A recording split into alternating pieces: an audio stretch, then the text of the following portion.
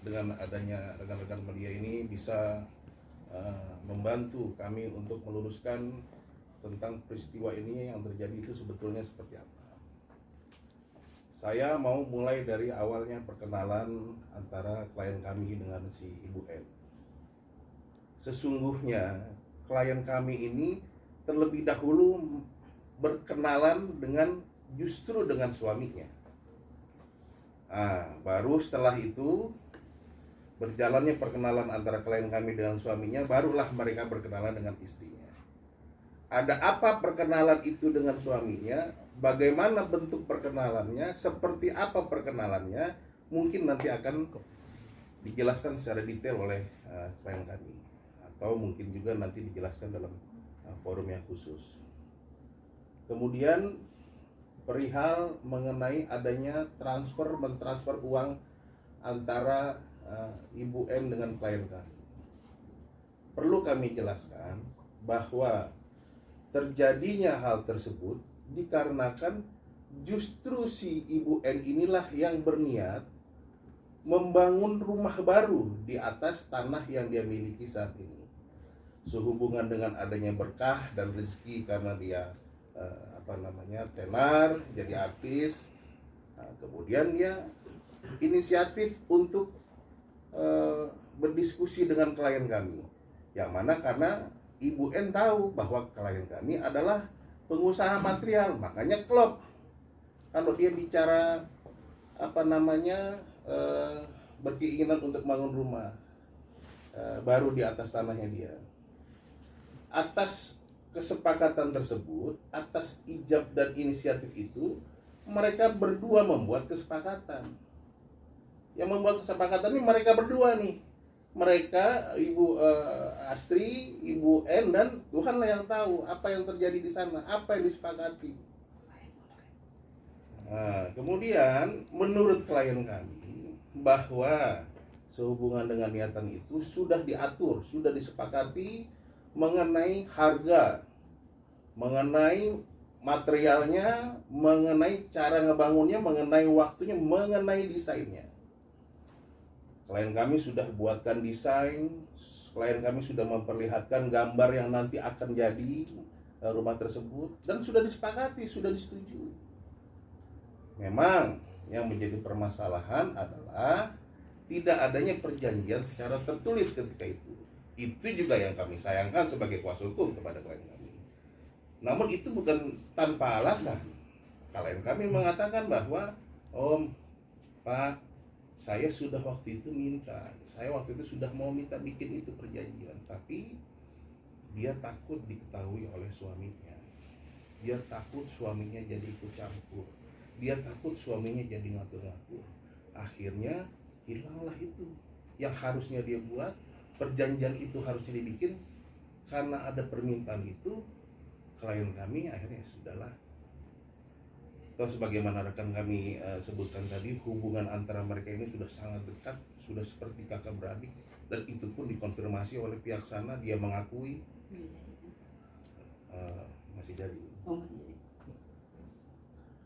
Itu yang saya bilang, lazimnya kakak beradik pasti ada memberi, saling menerima, saling memberi, saling pinjam meminjam, itu sudah pasti, tidak ada perjanjian. Makanya kalau seandainya ujug-ujug apa yang terjadi saat hasil harmonis itu diungkit, ya repot juga untuk membuktikan itu. Namun yang kami sayangkan, sungguh amat kami sayangkan, bukannya mengedepankan musyawarah, bukannya mengedepankan kekeluargaan, tiba-tiba melakukan, saya berangkat dari preskon dulu nih. Preskon yang dilakukan oleh pihak dia itu tertanggal, kalau tidak salah tanggal 3 ya, 3 Januari. Di dalam preskon itu sungguh luar biasa. Menurut saya keji itu mereka semua, menuduh, menghabiskan klien kami. Mereka bilang bahwa klien kami membawa kabur, menipu, curang, dan banyak lagi keterangan-keterangan yang tidak benar. Kenapa saya katakan demikian? Karena kami mengukur, kami berdiskusi dengan klien kami bahwa apa yang dijelaskan oleh mereka, kalau memang seandainya itu tidak terjadi, kami minta bukti. Dibuktikan semua oleh klien kami. Contoh, dalam press con tersebut, Saudara N mengatakan bahwa saya ditipu beli mobil yang apa? Ya, yang katanya dia bilang cash, nggak tanya kredit. Hal itu saya dalami oleh klien saya. Ternyata justru Saudara N lah yang memohon kepada klien kami untuk bisa dijamin atau meminjamkan namanya agar bisa terpenuhi niatan dia bisa memiliki mobil tersebut. Kemudian juga ada lagi di situ perkataan-perkataan yang mengatakan bahwa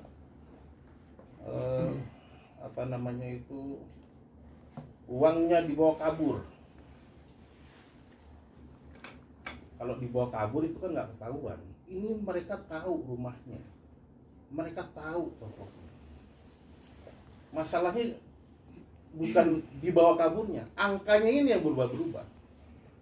1M, ya kan? 1,3 M. Yang paling akhir tuh, yang paling parah tuh 2 M dibawa kabur. Menurut saya itu membabi buta. Kasihan klien saya. Klien saya berikut juga dengan pimpinannya itu kan punya keluarga, punya rekan bisnis, punya teman sosial, itu sangat berpengaruh. Bahkan dengan kejadian ini secara finansial sudah banyak yang dirugikan. Banyak kontrak-kontrak yang batal, banyak kontrak-kontrak yang di reschedule. Dan itu nilainya fantastis. Nanti bisa dijelaskan oleh Pak Saman ya Pak ya. Kemudian juga ada keterangan-keterangan yang tidak benar, justru itu mendiskreditkan klien kami, yang mana dia katakan bahwa dia menjaminkan sertifikat untuk mendapatkan uang. Bohong. Tidak ada itu. Karena apa? Di somasinya dia tidak sebutkan itu. Di somasinya dia tidak minta itu. Jadi saya berpikir ini orang maunya apa? Janganlah merugikan orang lain hanya untuk meluapkan kepentingannya dia, mencari hal-hal lain lah yang demi kepentingannya dia, untuk nama populernya dia. Jangan dong. Apalagi pendampingnya ketika itu. Saya bisa katakan itu pada saat itu dia tidak ada kuasanya. Karena saya lihat kuasa itu baru ada sejak tanggal 14. Masih 14. Puasanya 14 Ya, tanggal 14 Januari. Artinya mereka itu, pendamping itu berkomentar ketika itu tidak ada kuasa. Jadi itulah yang kami sayangkan, dan hal-hal itulah yang justru membuka permasalahan baru, yang mana justru membuka hak hukum klien kami untuk melakukan tindakan upaya hukum yang serius, yang maksimal, agar dia bisa mendapatkan, mereka ini bisa mendapatkan hak-hak keadilan. Ya, nah, terutama